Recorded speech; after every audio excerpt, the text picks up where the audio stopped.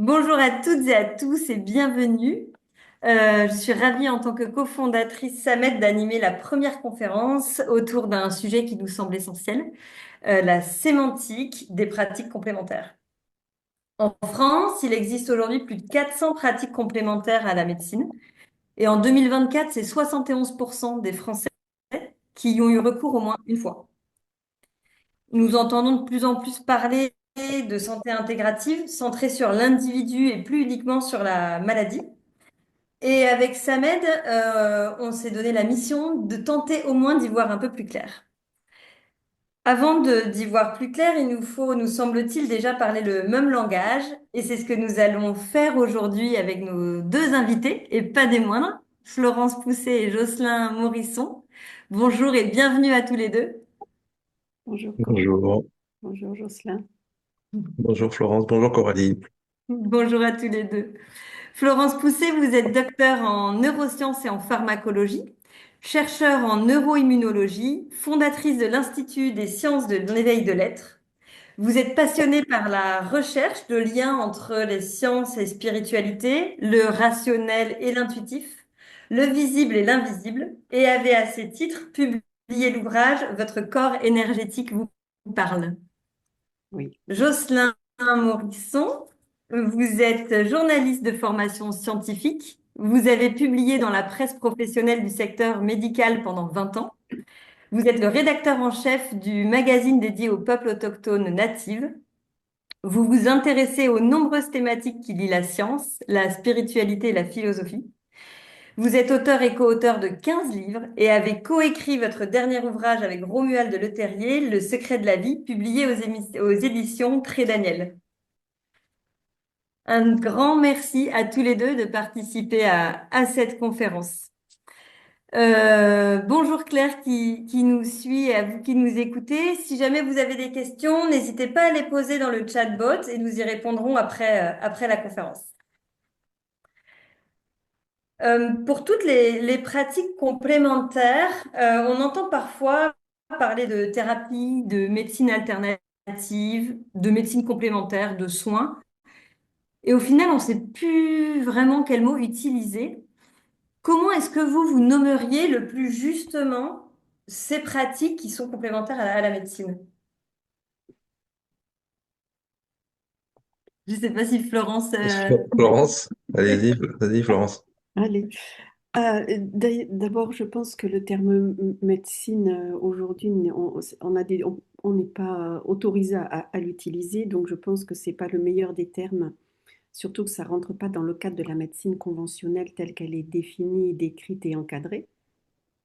Alors après, les définitions ont énormément évolué au cours du temps parce qu'il y a eu différentes appellations concernant toutes ces pratiques. Moi, je préfère parler de pratiques ou de méthodes, surtout que la plupart sont héritées de traditions anciennes et elles ont été plus ou moins réactualisées. Il y a plusieurs thématiques qui sont apparues depuis les années 1960. On a parlé de médecine naturelle, de médecine douce, de médecine traditionnelle, de médecine parallèle, de médecine alternative, puis de médecine alternative et complémentaire. Et en fait, on voit qu'au fil des années, eh bien, les appellations ont progressivement changé parce qu'on est toujours confronté au cadre réglementaire. Donc aujourd'hui, à mon sens, je pense que la dénomination la plus adaptée par rapport à ce que nous traversons, ce serait des méthodes ou des pratiques qui sont complémentaires à la médecine conventionnelle. D'autant plus que nous sommes déjà rentrés dans la médecine intégrative et en principe, la médecine intégrative, c'est une collaboration étroite entre la médecine conventionnelle et les méthodes complémentaires. Donc, pour ma part, je pense que le terme de méthode ou de pratique, pour l'instant complémentaire à, semble la plus adaptée. Je sais pas, qu'est-ce que tu en penses, Jocelyn? Oui, oui, je suis complètement d'accord, hein. D'un point de vue de journaliste, c'est vrai qu'il faut que les choses soient claires, et notamment pour le grand public. La dénomination de médecine doit être réservée effectivement à ce qu'on appelle médecine conventionnelle. La notion de pratique alternative, elle pose problème parce qu'elle se substitue à des soins conventionnels, justement. Donc, effectivement, les Américains ont retenu médecine alternative et complémentaire. Je ne sais pas si c'est ça, hein, exactement. Oui, c'est ça. Donc, alternative et complémentaire. Alors, est-ce que c'est alternatif ou complémentaire? Donc, en tout cas, bah, je crois que le SAMED a déjà pris position pour parler de pratiques complémentaires à la médecine. Moi, ça me semble approprié. C'est sûr que la notion aussi de santé intégrative me semble intéressante, ou en tout cas de pratique intégrative, ça je trouve que ça parle, à mon avis, aussi au grand public, hein, parce que voilà, ce qui intègre suppose que voilà, on tienne compte de différentes pratiques, de différentes traditions, sans faire nécessairement de hiérarchie entre les unes ou les autres. Et si on n'intègre pas, eh bien, on désintègre. Donc, mieux vaut pratiquer de façon intégrée, intégrale, intégrative. Ça, je pense que c'est un terme qui est assez fort, peut-être à utiliser dans certains contextes, mais la notion de pratique ou de santé intégrative, en tout cas, je trouve qu'elle est parlante. Après, je pense qu'il faut quand même faire le tour des dénominations qui sont retenues par les pays francophones, parce que je sais qu'en Suisse, par exemple, ou en Belgique, quelque part, ils sont plus avancés que la France pour justement l'acceptation de ces pratiques complémentaires et peut-être voir quelle est la sémantique. Bah, je suppose que c'est un travail qui a déjà été fait, hein, au niveau du SAMED, bien sûr, Coralie. Mais peut-être faire un état des lieux, parce que, bon, effectivement, le paradigme américain n'est pas non plus le même qu'ici en Europe et en France en particulier. En France, on est davantage fermé à tout ça, hein. Comme tu l'as dit, il y a 400 pratiques alternatives, mais il y en a 4 seulement qui sont reconnues par l'Ordre des médecins. Donc, une sur 100, c'est assez dramatique quand même, hein. Et encore, c'est une reconnaissance du bout des lèvres, hein, parce que l'homéopathie ou ce genre de choses, c'est toujours considéré comme de la pseudo-médecine par ces gens-là. Donc il y a vraiment un travail d'information à faire et puis effectivement d'avoir cette rigueur sur les termes. Donc la notion de complémentarité, en tout cas, c'est c'est la plus facile à comprendre parce qu'elle n'exclut pas, elle intègre justement et donc je pense que ça peut convenir au plus grand nombre, hein. Et est-ce que ça peut être complémentaire et intégratif du coup, ou c'est la médecine intégrative qui comprend les deux, comme tu disais aussi, Florence, qui comprend et les pratiques complémentaires et la médecine conventionnelle? Alors, elle comporte la médecine intégrative, pour moi, elle comporte les deux versants. Il y a la médecine conventionnelle d'un côté, les médecines complémentaires de l'autre. Mais justement, l'intégration, c'est de pouvoir faire collaborer ces deux domaines. Mm. C'est-à-dire que les praticiens puissent commencer à se faire connaître et reconnaître par les médecins, enfin, ou les soignants du corps médical en général, pour pouvoir collaborer au suivi d'une personne. La problématique que l'on rencontre aujourd'hui, c'est que ces méthodes complémentaires, pour ma part, elles ont du mal à trouver leur place parce que la plupart sont basées sur la notion d'énergie. Or, l'énergie ne parle pas aux médecins, ne parle pas aux soignants. Et c'est ça la difficulté, en fait. C'est pour ça qu'en France, elles ont du mal à trouver leur place. Alors, évidemment, il existe de nombreux appareils aujourd'hui qui permettent de visualiser un peu plus ce qui se passe d'un point de vue vibratoire. Mais le plus gros du travail, à mon sens, c'est d'informer à la fois le corps médical et à la fois le grand public, parce que j'entends encore trop souvent dans mon entourage le terme de parallèle ou d'alternatif. Les gens ont gardé ce terme-là et il faut vraiment impulser un switch de vocabulaire et de sémantique pour vraiment prendre notre place, pour que... Il est important, à mon sens, enfin, c'est le travail que fait Samet, c'est de rationaliser et vraiment de cadrer et d'encadrer ces pratiques. Et ça passe par le verbe. Eh bien oui, déjà par le verbe, c'est vrai. Et quand, donc alternatif, on l'a entendu, Jocelyn, tu disais que c'était pas possible parce qu'en fait, ça vient se substituer à. Et parallèle, pourquoi est-ce que c'est pas un terme qui est envisageable? Médecine parallèle, ouais, comme dit Florent, je pense que c'est un peu désuet. Ça sous-entend parallèle, paranormal, quelque chose qui n'est pas, voilà, acceptable, qui n'est pas rationnel, quoi. Je crois que c'est un terme qu'il faut peu à peu abandonner, hein, parce que ça induit des idées fausses sur le fait que ce sont des médecines qui sont pas sérieuses, qui sont pas démontrées, dont on n'a pas démontré l'efficacité, et puis voilà, qui renvoient à des domaines un peu nébuleux de New Age ou de sectes, de choses comme ça. Donc forcément, ça a une image un peu négative. Médecine douce, c'est la même chose, hein, parce qu'après tout, ces médecines-là, elles sont pas nécessairement douces, hein. Si vous allez chez un ostéopathe craqueur, c'est pas vraiment doux. Bon, en tout cas, oui, ça, c'est des termes qui sont un peu obsolètes, à mon avis. Médecine douce, médecine parallèle. Je pense qu'il faut peu à peu remplacer ça, ouais. Dans la Oui, terme, parce qu'en fait, il y a et la sémantique du terme, mais aussi son utilisation. Parce que parallèle, on pourrait dire c'est parallèle à, donc ça avance en même temps. Oui, oui, ça peut être neutre, ça peut être neutre, mais effectivement, comme dit Florence, il y a déjà comment ça s'appelle, cette Cette consonance, connotation.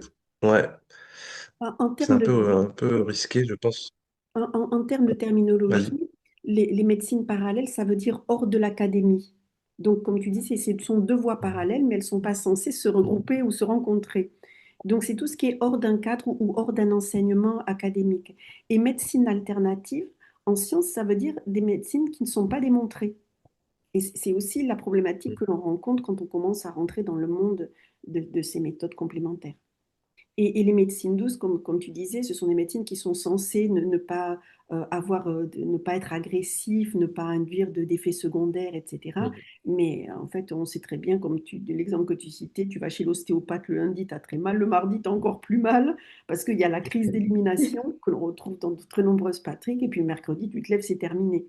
Donc effectivement, les médecines douces ne sont pas forcément appropriées. Et les Hmm. médecines alternatives et complémentaires, c'est une terminologie qui vient des États-Unis, du NIH, qui est le premier institut de santé aux États-Unis. Et ils l'ont appelé comme ça parce qu'ils ont commencé à faire des études depuis, ils ont ouvert ce département en 1999.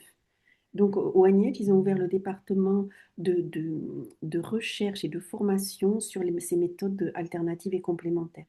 Mais nous, en France, je crois qu'on a un cadre encore plus restreint et plus strict, ou qui nous invite et qui nous oblige à être encore plus rigoureux sur l'utilisation et la dénomination de ces pratiques.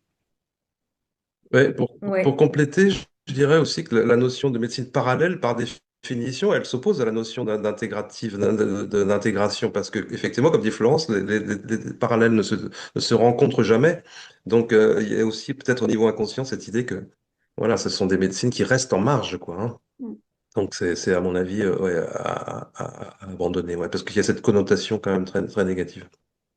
Et, et, Ah ouais, tout à et fait. pourtant, moi qui suis l'actualité donc depuis 1995, il y a eu un essor de ces pratiques. En 2017, il y a eu 400% d'augmentation de, de, de- de personnes qui se tournent vers ce genre de pratique. Donc il y a vraiment une demande du terrain. Mais la problématique, c'est que, c'est surtout la problématique pour le corps médical, parce que les médecins, non seulement ils ne connaissent pas ces méthodes, et en plus de ça, ils ne savent pas vers qui orienter les personnes. Donc c'est là où le rôle du CEMED va être extrêmement important. Un rôle d'information et puis d'éducation, en fait, finalement. Et oui. Oui, parce qu'en fait, en France, il existe la MIVILUD, qui est la mission interministérielle de vigilance et de lutte contre les dérives sectaires. Eux, ils viennent fermer tout ce qui a été signalé, mais ils ne viennent pas référencer. Et c'est en effet tout le travail de SAMED de venir proposer un cadre et un référencement possible pour savoir un peu déjà où on met les pieds et comment est-ce qu'on vient lire en fait ce secteur-là qui aujourd'hui reste nébuleux. Et déjà, parce qu'on le voit bien, là, rien que d'utiliser le bon vocabulaire et le bon Mhm. langage, ça nous demande d'y réfléchir. Parce que dans les dernières possibilités qu'on avait lors de notre recherche de la création de SAMED, il y avait aussi les pratiques non médicamenteuses. Et ça, on peut le lire parfois dans des rapports. Et ce sont des termes qui sont utilisés, mais ça veut dire que ça limite la médecine conventionnelle à au fait que ce soit médicamenté. Donc c'est quelque chose qu'on n'a pas retenu, mais je voulais avoir votre avis là-dessus.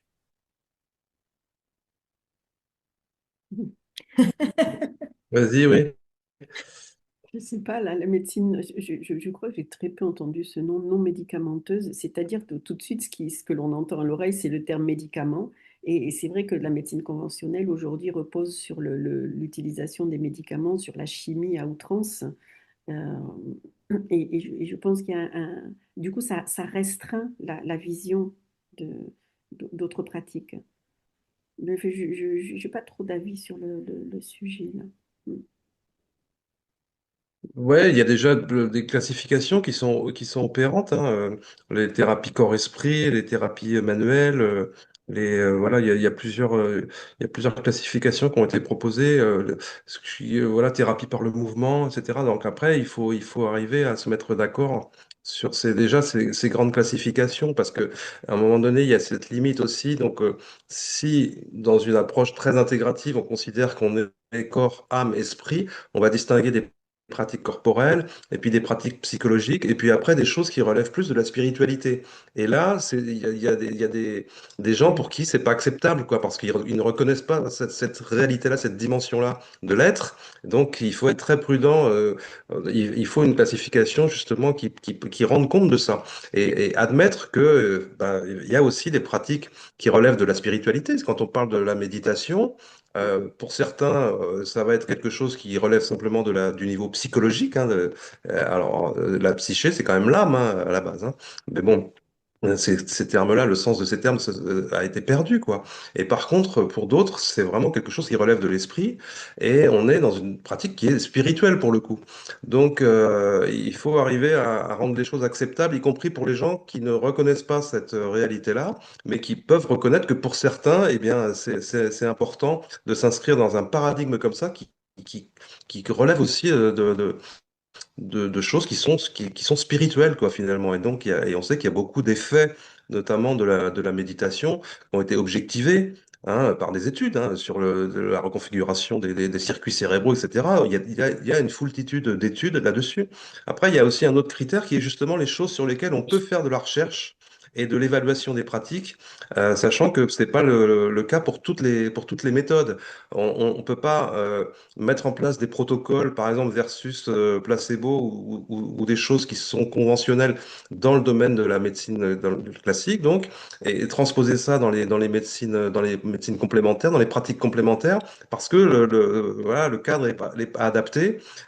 Donc, c'est difficile d'évaluer aussi ces pratiques-là. Donc, il faut distinguer ce qui peut être évalué, ce qui a été évalué, parce qu'il y a eu quand même beaucoup de choses qui ont pu être évaluées, et puis ce qui doit l'être d'une autre manière, en quelque sorte. Accepter que certaines pratiques doivent être évaluées d'une autre façon. Mais cette notion d'évaluation, elle est quand même importante parce que c'est aussi ça qui fait la reconnaissance de la validité d'une pratique. On ne peut pas se contenter d'un bouche à oreille. Mais ça peut concerner des choses qui sont aujourd'hui considérées comme relevant vraiment du paranormal, comme les coupeurs de feu, hein, je veux dire, justement. Tout à l'heure, Florence disait qu'il y avait des médecins qui savaient pas chez qui envoyer des patients pour des choses complémentaires. Et on sait qu'aujourd'hui, il y a des médecins spécialistes de la radiothérapie ou bien des spécialistes des grands brûlés, etc., qui renvoient chez des coupeurs de feu des patients après des radiothérapies ou en cas de brûlure. Donc voilà, on est vraiment à la frontière, on est entre deux mondes. Et ça, c'est des choses qui peuvent s'évaluer, justement, pour le coup. Mais pour certaines personnes, ça relève là aussi de l'irrationnel. Donc il faut arriver à classifier les choses selon ces différents critères, quoi. Et oui, et ça, c'est vraiment quelque chose que nous, on entend beaucoup, qui nous, en fait, dans nos approches aujourd'hui et depuis qu'on a ouvert Samed, c'est de dire non, mais il n'y a aucune donnée scientifique sur ces pratiques. C'est disparate. Florent, Il y a des données, mais c'est très disparate. et c'est disparate. Et Florent, j'aimerais aussi beaucoup avoir ton avis là-dessus parce que et sur l'ensemble de ce que vient de dire Jocelyn, sur du coup, toutes les études qui sont déjà réalisées, les classifications qui sont existantes, et d'ailleurs celle de Samed qu'on a pu réaliser ensemble grâce à à l'étude que tu as pu nous fournir. Est-ce qu'on peut avoir ton avis là-dessus pour y voir un peu plus clair? Alors là où je rejoins Jocelyn, c'est que la démonstration des méthodes complémentaires est difficile pour une bonne raison, c'est que en sciences médicales, On travaille sur des groupes. Lorsqu'on veut démontrer l'efficacité des remèdes, on a toutes les phases cliniques où on va évaluer l'effet d'un médicament sur un groupe de personnes qui a une pathologie à peu près semblable. Et ensuite, vous allez rentrer dans un protocole et le médecin ne peut plus sortir du protocole. La problématique, et ça pose un problème parce que les méthodes complémentaires reposent sur l'individualité et qu'une personne qui a une pathologie à peu près semblable n'aura pas le même traitement. Je donne un exemple avec l'homéopathie parce que ça illustre très bien ça. En homéopathie, par exemple, si nous sommes deux à avoir une angine, tu vas avoir mal à la gorge à droite, moi à gauche, tu vas être déprimé, je suis en colère, tu es frileuse, surréchauffée. Sur un même symptôme qui s'appelle l'angine, on aura deux remèdes différents. Et donc, toutes les méthodes complémentaires travaillent sur l'individualité, à la fois la globalité de l'être, mais reconnaît l'individu à part entière. Et donc, chaque personne aura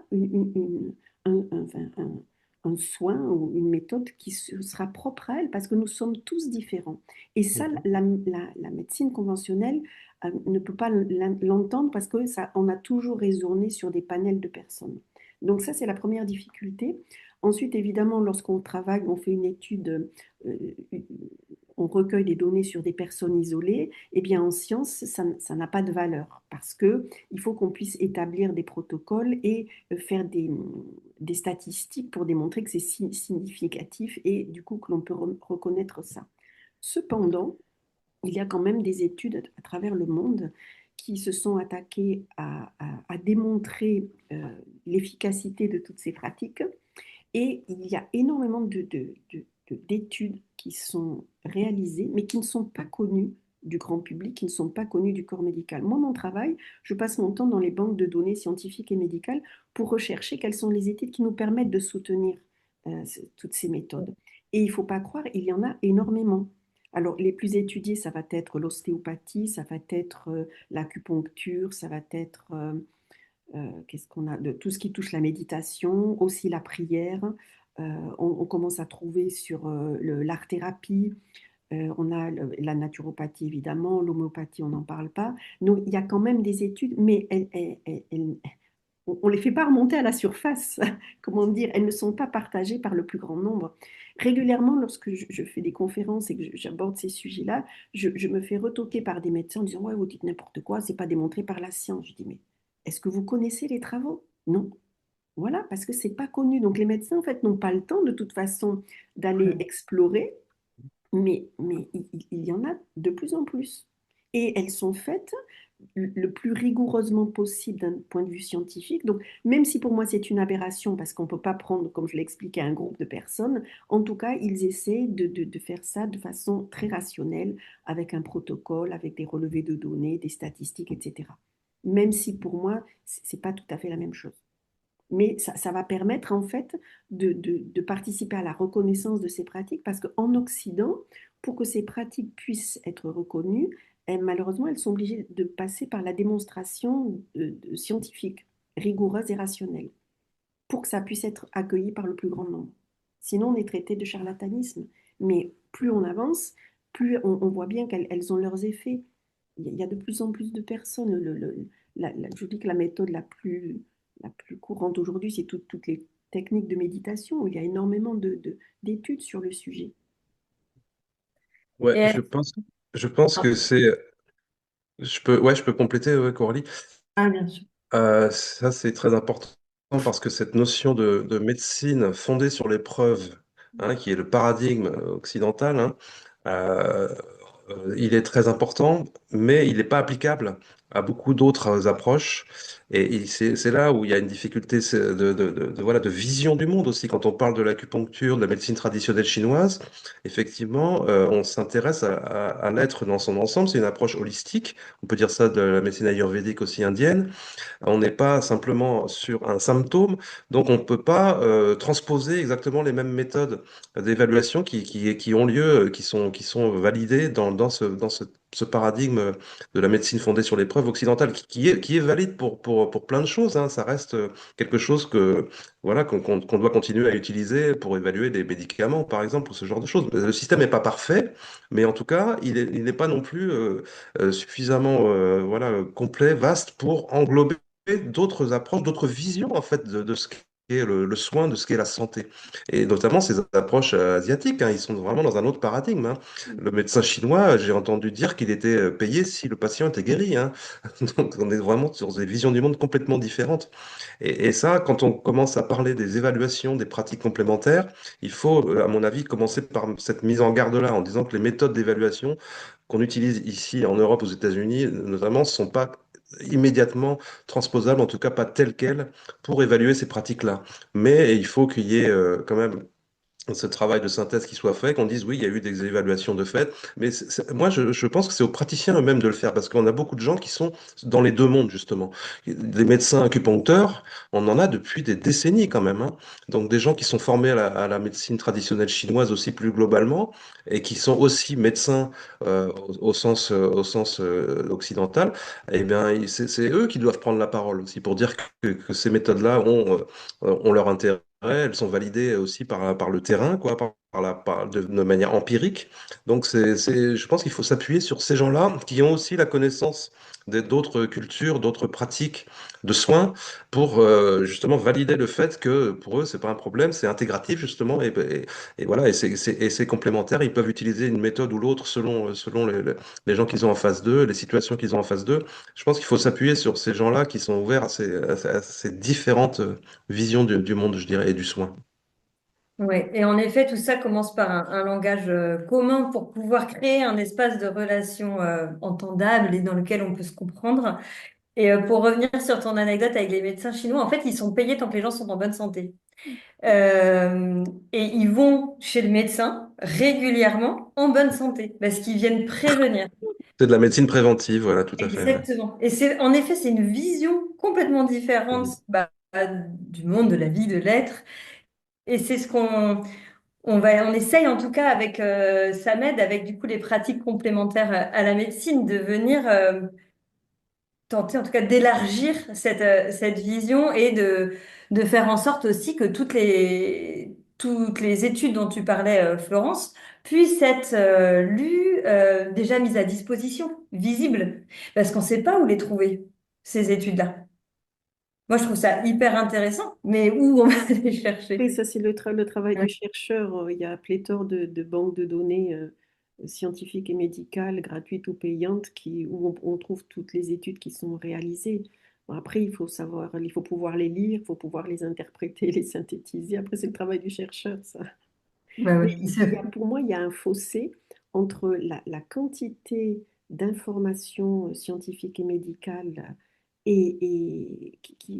dans le monde scientifique et la quantité d'informations qui est délivrée au grand public. Il y a un énorme fossé. Et donc, c'est ce qu'on appelle dans les projets, ça nous appelle à projet européen, c'est la dissémination de l'information scientifique et médicale, c'est-à-dire comment on va transposer toutes ces données, parce qu'en science, il y a quand même un langage particulier, suivant le domaine, il y a un jargon propre à chaque domaine scientifique. Il va falloir le synthétiser et le vulgariser pour le mettre à la portée du plus grand nombre. Mais il y a quand même un grand fossé aujourd'hui où il y a énormément de travail à faire. Ouais, clairement. Merci beaucoup à tous les deux. Sur justement, donc si on dit on appelle tout l'ensemble de ces méthodes les pratiques complémentaires à la médecine conventionnelle, du coup, pour que ce soit la terminologie complète, c'est ça? Ou comme disait Jocelyn, c'est les pratiques intégratives. Sachant que dans le terme intégratif, il y a conventionnel et complémentaire. Mhm. Mhm. Eh oui. Mais pratique complémentaire à la médecine, déjà, je pense que c'est assez parlant, hein. Mm, Que quand on dit médecine, on sous-entend médecine conventionnelle quand même. mm. Ouais, donc en fait, si on indique juste pratique complémentaire à la médecine, ça c'est entendable, c'est juste et ça rentre dans le cadre réglementaire en France. Il me semble que oui, que c'est clair, c'est compréhensible, et c'est acceptable d'un point de vue réglementaire aussi, ouais. Et pour toutes ces personnes qui justement utilisent ces pratiques, comment est-ce qu'on peut les appeler? Parce que donc les médecins, la médecine conventionnelle sont Mhm. des patients. Mhm. Pour les pratiques complémentaires à la médecine, c'est quoi? Des consultants, des utilisateurs, des... Moi, je dirais que c'est aux praticiens de répondre comment est-ce qu'ils considèrent leur, justement leur patientèle? Est-ce que c'est une clientèle ou est-ce que ce sont des consultants? Effectivement, c'est plus peut-être à eux de on va peut-être faire une sorte de sondage, mini-sondage auprès de Ouais, gens représentatifs, parce que certains vont parler de clients, d'autres de patients. Effectivement, le terme patient, en principe, est réservé à une pratique médicale. Oui. Maintenant, ça, je pense pas que ça soit encadré d'un point de vue juridique, justement. Donc, voilà, est-ce qu'un ostéopathe parle d'un patient ou d'un client? Je sais pas, ça doit dépendre des cas aussi. Consultant, c'est pas mal aussi, mais on a ça aussi chez les gens qui consultent des voyants. Donc, peut-être que là, on est plus sur un terrain glissant, on peut dire. Mais consultant, c'est aussi, bon, c'est relativement neutre. Ça peut passer. Je pense que c'est plus aux praticiens de voir comment ils considèrent les gens qui viennent les consulter, justement. Je pense que pour ma part, tout ce qui relève du domaine médical, comme médecine, patient, soins, guérison, tout ça, ce sont des termes qui sont réservés au corps médical et que le praticien ne devrait pas utiliser pour que vraiment rester, euh, enfin, que ce soit clair et même si on essaie de se rapprocher, de s'intégrer les uns aux autres, pour l'instant, je veux dire, ce sont des termes qui, à mon sens, ne nous sont pas autorisés. Mais tu vois, il y a il y a des recouvrements, il y a des choses un petit peu compliquées parce que, par exemple, un patient qui va voir un médecin, ensuite, quand il va chez le pharmacien, qui est un professionnel de santé, pour le pharmacien, il va être un client. Donc, on est plus parce qu'on est dans une démarche qui relève de la médecine, mais après, c'est plus une pratique commerciale derrière. Donc, les pharmaciens vont avoir tendance à parler de clients, Mm. et plus que de patients. Hein. Donc, il y a des, voilà, c'est pas clairement délimité finalement ces appellations-là. ouais, et c'est vrai que c'est hyper. Bah, je pense que ça fait aussi partie justement du vocabulaire à intégrer et à mettre, nous, en tout cas, à disposition des praticiens et des praticiennes pour que ça rentre tout simplement dans notre quotidien et que ce soit entendable aussi par la médecine conventionnelle et qu'on puisse enfin commencer Mhm. à travailler, Mhm. à Peut-être travailler. consultant, c'est un terme quand même intéressant parce que ça sous-entend que les gens viennent effectivement consulter et ça reste relativement neutre. Donc c'est peut-être le meilleur terme en attendant d'en trouver un autre. Oui, moi je partage aussi. Consultant, ça, ouais, ça te parle aussi, je pense. Et pour les personnes qui pratiquent, sont des praticiens du coup. Parce Pour qu'on moi, n'a pas parlé du terme thérapie et thérapeute. C'est un terme enfin, qu'on entend quand même beaucoup. Mhm. On a regardé avec Sébastien les significations de ce terme-là, qui vient du grec ancien, de thérapia, et qui veut dire service rendu à un malade. Mhm. Elle a toute, initialement, au fil de l'histoire, évidemment, les mots, leur signification évolue. Vous en pensez quoi de ce terme? pour ma part, aujourd'hui, c'est un terme que je n'aime pas du tout et qui a été vraiment galvaudé. Dans le mot thérapeute, on met tout et n'importe quoi. On met à la fois Mhm. des pratiques qui sont plus ou moins reconnues ou démontrées et on met tout un pan complètement irrationnel, comme peut avoir la voyance ou la médiumnité, etc., ou le rebouteux. Donc, moi, c'est un terme que je n'aime pas, que je n'aime plus.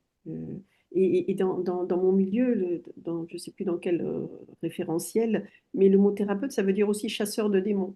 Donc on bascule dans l'ésotérisme complet. C'est pour ça que je Bah oui. n'aime pas du tout ce mot, parce que si on essaie de rationaliser les choses, il faut s'éloigner du thérapeute, du mot thérapeute. Et que Ben, pratique. moi, ouais, je serais plus pour justement revalider ce terme en s'appuyant justement sur l'étymologie et surtout c'est l'usage aussi comment valide en quelque sorte un terme et je pense que les gens qui se réfèrent à eux-mêmes en tant que thérapeutes, bah, il faut dire pourquoi, selon sur quelle base, avec quel argument. On parle beaucoup quand même de psychothérapeute, par exemple. Mhm, Psychothérapie, ça c'est pareil, c'est des choses qui sont pas encadrées nécessairement par des diplômes. Donc on peut dire qu'on est déjà dans une forme d'approche complémentaire aussi. Euh, Moi, psychothérapeute, ça me choque pas. Je pense que dans l'esprit du grand public, c'est quelque chose qui est respectable aussi. mhm, Donc thérapeute me choque pas, c'est un terme que je trouve juste, mais peut-être qu'effectivement il a été utilisé de manière abusive dans certains domaines où on pourrait pas, on devrait pas parler de thérapie. Après le terme praticien là c'est plus générique, c'est plus englobant Et là, il y a une forme de neutralité du terme aussi qui fait qu'à mon avis, c'est acceptable pour beaucoup. Mais là aussi, c'est pareil, je pense qu'il faut demander aux praticiens eux-mêmes, aux thérapeutes, comment ils se réfèrent à eux-mêmes en quelque sorte, pour voir s'il y a des grands groupes en quelque sorte. Mais bien sûr, le terme thérapie a été galvaudé. On parle aussi de thérapie pour des gens qui se définissent simplement comme des coachs ou de ce genre de choses. Là, on n'est plus dans le même domaine, on n'est plus dans le soin quand même. On est dans l'accompagnement, le développement personnel ou ce genre de choses. Là, on n'est plus dans le soin. Même Ouais, s'il y a des recouvrements aussi. ouais, ouais, tout à fait. Je t'ai entendu aussi, là, Jocelyn, parler d'approche. Donc, en fait, là, le travail qu'on a fait tous ensemble par ailleurs, c'est du coup de pouvoir classifier ces pratiques complémentaires à la médecine dans 6 grandes approches. Donc, on s'est basé sur l'étude, Florence, que tu nous avais confiée sur l'Institut de santé aux États-Unis. Eux, aujourd'hui, comme ils sont aussi beaucoup plus avancés que nous, à la base, c'était 5 approches et à ce jour, ils sont à 3 en classification. Parce que c'est quelque chose, enfin, c'est un domaine qui est plus grand public, on va dire, qu'en France. À SAMED, nous, on a décidé de garder ces 6 grandes approches pour y mettre du coup les pratiques et par pratique, parce que comme on démarre et qu'en fait on démarre le référencement finalement de ces pratiques en France, on trouve ça quand même intéressant de venir classifier le plus précisément possible, parce qu'il y en a 400. On n'allait pas pouvoir faire 100 familles, sinon ça ne répond pas à notre besoin de lisibilité de ce secteur. Donc, il y a l'approche globale complémentaire pour là tout ce qui est médecine chinoise, ayurvédique, vraiment les ensembles de médecine dont tu as pu parler aussi, Jocelyn. Les approches psychocorporelles avec l'hypnose, la sophrologie, la kinésiologie. Les approches énergétiques dont tu as beaucoup parlé, Florence, et je pense que là, il va y avoir en effet un énorme travail à faire sur comment est-ce que ça se mesure. Les approches corporelles manipulatives, comme l'ostéopathie, le massage. L'approche nutritionnelle et pharmacopée naturelle avec l'homéopathie, plantes, vitamines, minéraux, et tout ce qui sont enfin, les outils d'accompagnement, l'énéagramme, le MBTI, vraiment les protocoles et les outils qui se créent pour pouvoir venir accompagner ça. Est-ce que ce sont des termes, quand on parle du coup d'approche globale, pour venir classer des pratiques complémentaires à la médecine, est-ce que ça vous semble cohérent et correct dans l'utilisation des termes pour pouvoir aller voir demain la médecine conventionnelle? D'un point de vue donc de journaliste, là aussi, je dirais que je pense que c'est assez opérant. Effectivement, il y a une clarification d'avoir ces grands courants, ces grandes approches. Maintenant, si c'est uniquement basé sur le modèle américain, peut-être voir, et là, je ne suis pas suffisamment bien renseigné, mais voir ce qui se fait ailleurs en Europe. Je parlais de la Suisse notamment au début de l'entretien. Est-ce que eux utilisent cette grille aussi, ou une autre, ou quelque chose, avec des variantes? Je pense qu'on a quand même intérêt aussi à se rapprocher de ce que font nos voisins éventuellement, qui sont aussi plus avancés que nous, parce que la France, c'est vraiment le pays le plus rationnel de tous. Euh, En tout cas, on peut voir les choses comme ça. Donc, est-ce que le modèle américain est transposable ou est-ce que il est à affiner avec de ce qui se fait chez nos voisins proches, notamment? Peut-être à voir ça, creuser cet aspect-là. Ouais, là, on l'a déjà adapté à ce qui se passe en France parce qu'on a pris le modèle où il y avait 5 familles et on l'a travaillé avec le comité métier qui a Mhm. permis de faire ces 6 approches en fait. Mhm. Mhm. Mais en effet, c'est intéressant d'aller voir ce que font nos voisins. Florence, tu as un avis sur... Je pense que là où nous en sommes en France, je pense que la classification avec 5 thématiques est bien parce que chacun va pouvoir s'y retrouver. Pour moi, c'est assez clair, hein. C'est un premier tri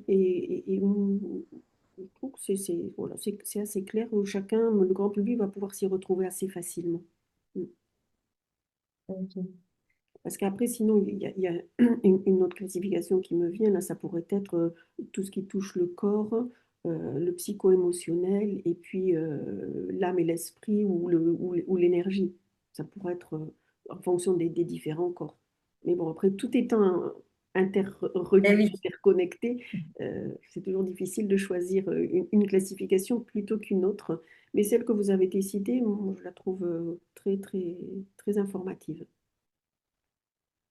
C'est une bonne base pour démarrer le référencement des pratiques complémentaires à la médecine. Oui. Hmm. Merci beaucoup. Pour résumer, du coup, si on a des mots à bannir complètement, qu'on ne doit pas utiliser, sont tous les mots liés à la médecine conventionnelle, c'est ça, soins, patient, guérison. Guérison. Mm, mm. Et ouais, ok. Oui, moi, il y a un terme Ouais. contre l'usage duquel je m'élève, c'est le terme quantique. Quand on commence à parler de médecine quantique, j'ai un peu les cheveux qui se dressent sur la tête. Alors, je reconnais que dans certains contextes, ça peut être justifié, euh, mais je pense que c'est surtout utilisé dans un cadre voilà, marketing, quoi, avec cette dimension un peu de cette promesse un peu magique. Donc, le terme de médecine quantique, j'avoue, me gêne, même si parfois, il vaudra mieux parler de médecine énergétique ou informationnelle, et effectivement, peut-être que c'est valable de dire quantique, mais là, je pense qu'il est trop galvaudé, ce terme-là.